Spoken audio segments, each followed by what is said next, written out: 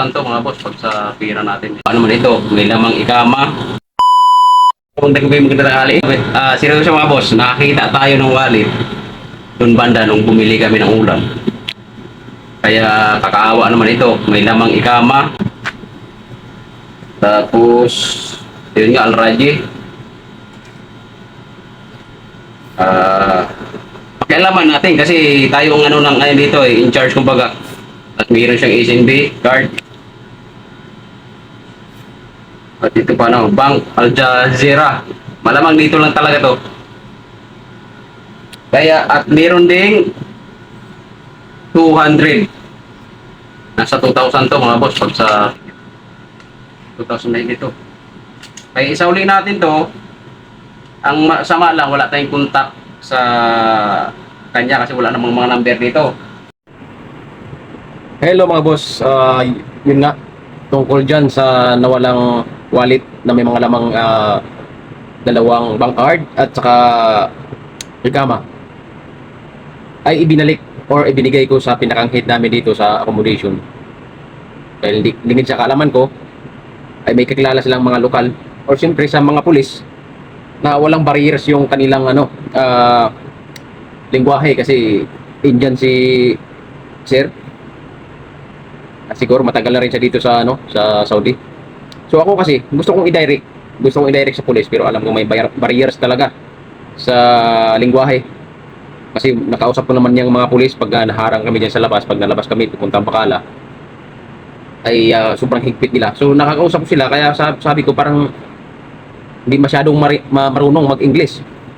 Marunong man siguro pero talagang alam naman natin na yung English natin ay talaga ding siguro hindi klaro kaya hindi magkakaintindihan talaga, hindi magkaigi kapag ako ang nagsasauli nung tawag dito, wallet na yon na may lamang ikama at bank cards at pira.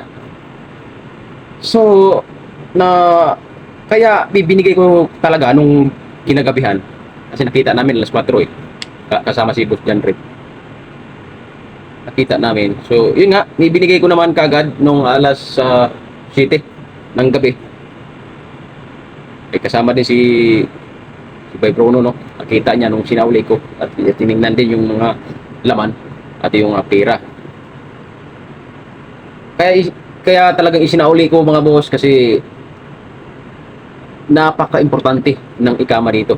Siguro sa isip ng tao na nawalan, okay nang mawala yung ATM cards or pera, wag lang ikama kasi yung ikama talaga mga boss ayun yung talagang identification dito na kung lalabas ka or kung saan ka papunta sa trabaho, lalo sa trabaho mga boss ay kailangan dala-dala mo yun kasi pagka matimingan ka o magkataon nahintuan ka ng pulis o parahin ka, yun kaagad yung ipapakita mo, yung ikama na yun. Ito yung ikama na yun. Ito mga boss. Yan. Klaro ba? Hindi ko na ipakita yung number. Yan mga boss. Napaka-importante. Kaya talagang nag-decide ako gabi na talagang maibigay ko. Instead na yun nga, siyempre, tao tayo.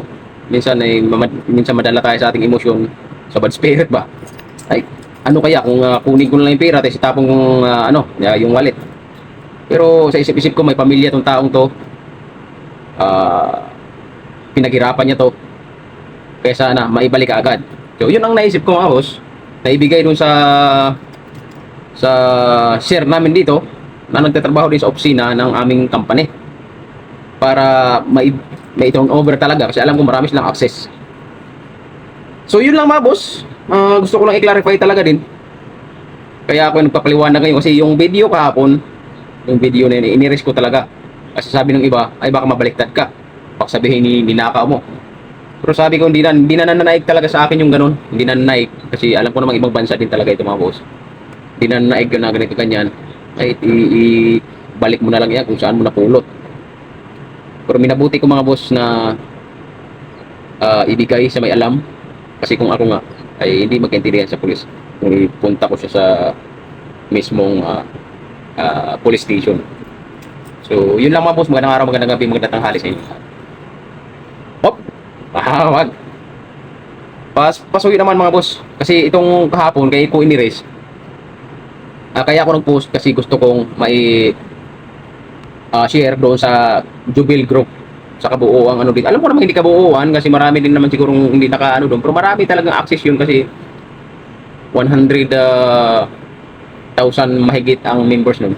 So alam kong may mga kasamang Pinoy din. Yung Lipanis ba yun? Basta yun. Alam ko may mga Pinoy na kasama yun. Baka meron ding nasa group ng Jubil Group. Kaya nag-post ako kapon pero iniresp ko yung mga boss. Kasi nakinig ako sa mga sabi-sabi baka mabaliktad. Pero wala na yung mga boss. Pasuyo ako mga boss, pa-share nito. Baka sakali hindi pa na ano kasi wala pang update sa akin si Mr. Shirab. Kung naibalik ba na niya o naibigay niya doon sa mismong may-ari yung mga IDs na wala. So pa-share mga boss. Magandang araw, magandang gabi, magandang tanghali sa inyong lahat. Malapit ng Ramadan.